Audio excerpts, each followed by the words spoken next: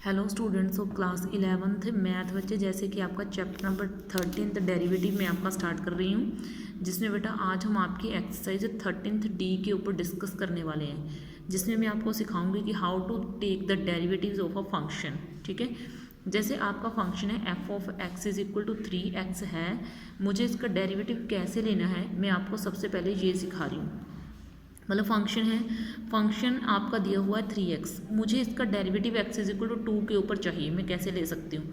अब एक फंक्शन का डेरिवेटिव मैं दो अलग अलग तरीके से ले सकती हूँ। पहला वे कि आपने डेरिवेटिव को डैश से डिनोट करते हैं, किससे डिनोट करते हैं डेरिवेटिव को डैश से। एफ ऑफ एक्स अगर आपका 3x है तो अगर आप इसका डेरिवेटिव ले रहे हो तो क्या लिखोगे, एफ डैश एक्स लिखोगे। 3 इंटू, अगर वेरिएबल केस कांस्टेंट और वेरिएबल आपके इकट्ठे हैं, अगर कांस्टेंट एंड वेरिएबल क्या है आपके इकट्ठे हैं, तो आपने करना क्या है, आपने इस कांस्टेंट को वैसे ही छोड़ देना है और आपने वेरिएबल का डेरिवेटिव वैसे ही लेना है जैसे मैंने आपको समझाया हुआ है कि अगर अकेला x है तो उसका डेरिवेटिव 1 आ जाएगा, तो x का डेरिवेटिव 1 आ गया तो इसका आंसर 3 आ गया। ठीक है, तो अब उसके बाद इसका ही सेकंड वे, ये मैं x इज इक्वल टू 2 तो बाद में लूँगी, पहले मैं आपको सेकंड वे सिखा दूँ। और f of x is equal to 3x है, आपको पता है कि मैंने आपको एफ ऑफ एक्स को y बताया हुआ है, तो आप एफ ऑफ एक्स को y डाल सकते हो, तो y is equal to 3x। तो अब मुझे इसका डेरिवेटिव चाहिए, तो d y upon d x is equal to 3 वैसे ही छोड़ दिया और x का 1 बन गया, तो d y upon d x मेरा कितना आ गया 3। अब उसने बोला कि मुझे x इज इक्वल टू 2 चाहिए, तो ये d y upon d x यहाँ पर लाइन लगा दो। ठीक है, लाइन लगा के यहाँ पे लिख दो कि आपने x को कितना पुट करना है, 2 पुट करना है। ठीक है, अब यहाँ किस में पुट करना है, जो डेरिवेटिव का आंसर आएगा उसमें 2 पुट करना है, तो यहाँ पे तो है ही नहीं, x ही है नहीं, तो क्या पुट करोगे आप, तो आप पुट नहीं ना कर सकते, तो x इज इक्वल टू 2 ही है नहीं, यहाँ पे तो x ही है नहीं, तो जब कुछ भी ना हो पुट करने के लिए तो उसको सेम पड़ा रहने देना चाहिए।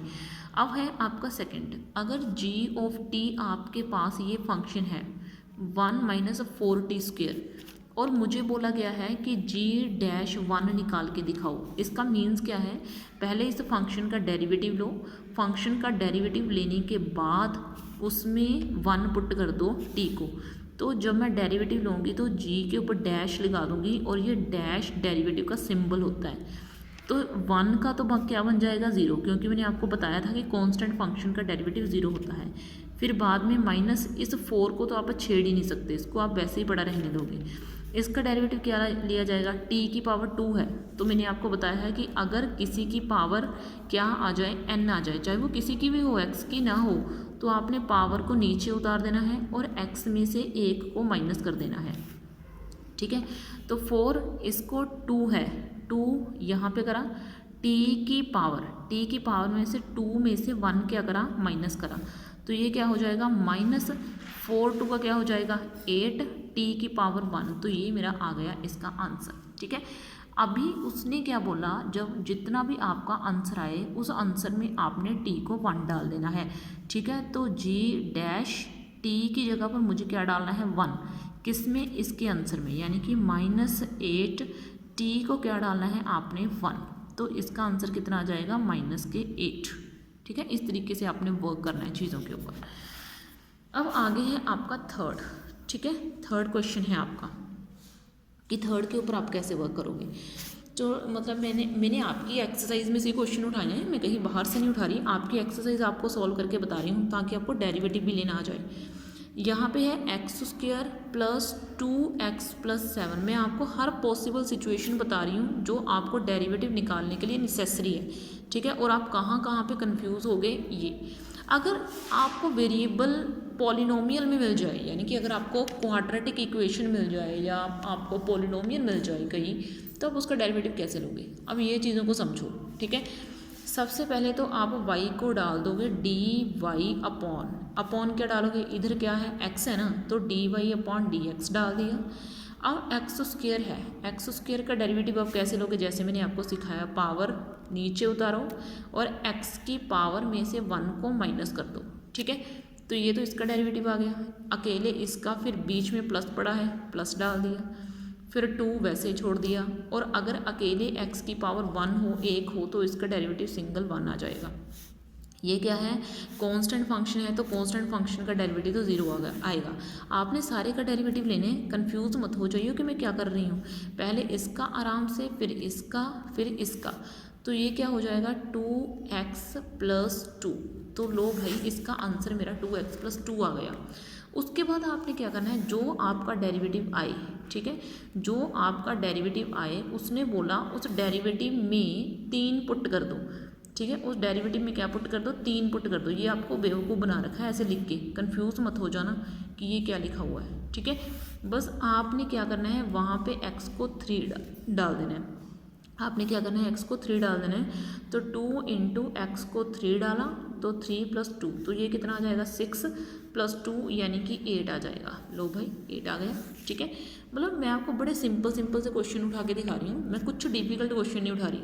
अब आपका देखो एक और है सिंपल सा क्वेश्चन, ठीक है। अगर यहाँ पे x⁻³ हो, यहाँ पे 7x² हो, यहाँ पे 8x हो, यहाँ पे -9 हो, तो मुझे f' 4 निकाल के बताना है। तो आप इसको कैसे निकालोगे, बस वे याद रखना, चीज़ों को ध्यान रखना कि अगर f है तो इसके ऊपर डैश अगर आप लगा दो तो ये डेरिवेटिव का सिंबल बन जाना है, ठीक है। तो x⁻³ के लिए आपको 3 नीचे उतारना पड़ेगा, x⁻³ में से 1 आपको माइनस करना पड़ेगा, फिर 7, फिर उसके बाद x² का डेरिवेटिव लेना पड़ेगा, 2 नीचे उतारिए, पावर नीचे उतारिए और पावर में से 1 माइनस कर दो, ठीक है। यहाँ पे 8 वैसे ही छोड़ दिया और x का क्या बन जाएगा 1 और 9 का क्या बन जाएगा डेरिवेटिव 0, ठीक है। तो ये क्या बन जाएगा 3x⁻², ये क्या बन जाएगा 7 × 2 = 14 x⁻1 और ये क्या बन जाएगा आपका 8, ठीक है। तो ये मेरा डेरिवेटिव निकल के आ गया। उसके बाद आपने क्या करना है, उसने बोला जो डेरिवेटिव आपके पास निकला उसमें x को 4 डाल दो, ठीक है। x को क्या डाल दो 4 पुट कर दो, तो लो भाई मैं 4 पुट कर रही हूँ। 3 यहाँ पे 4 पुट करा 4², 14 × 4 + 8, ठीक है। तो बस अब आपने इसका आंसर जो है वो निकाल के दे देना है, ठीक है। तो बस इसको आप टोटल ऐड कर दोगे 48 + 56 + 8, ठीक है। तो बस आपके पास इसका जो आंसर है वो निकल के आ जाएगा। बिल्कुल इजी से क्वेश्चंस हैं। अब आपका नेक्स्ट है, ठीक है। अब ऐड तो आपको करना ही आता है, वो तो मतलब मुझे शर्मिंदा मत करना कि मैं आपको ऐड भी करके दूँ। f(x) जो है वो आपका mx + c है, तो इसका डेरिवेटिव मुझे x = 0 के ऊपर निकालना है, यानी कि जो मेरा आंसर आए उसमें 0 डाल दो। मतलब एक ही तरह के क्वेश्चन है जो मैं आपको बार बार रिपीट करवाई जा रही हूँ, वो भी इसलिए ताकि आपको डाउट ना रहे, आपकी प्रैक्टिस होती रहे चीज़ों की। तो डेरिवेटिव डैश ले लो, डैश हमेशा आपका डेरिवेटिव का सिंबल होता है, m को बस वैसे ही पड़ा रहने दो और x को आपने क्या डाल देना है 1 और c क्या बन जाएगा आपका 0। तो इसका आंसर क्या आ गया आपका m, ठीक है। उसके बाद आपने क्या करना है, आपने जो डेरिवेटिव आएगा उसमें आपने x को 0 डाल देना है। तो यहाँ पे तो x ही नहीं आया, मैं 0 कहाँ पे डालूँ, तो इसको अब वैसे का वैसे पड़ा रहने दो, ठीक है। तो देखो बेटा इस तरीके से आपने डेरिवेटिव लेना है फंक्शंस का और उनकी वैल्यू पुट करते जाना है, ठीक है।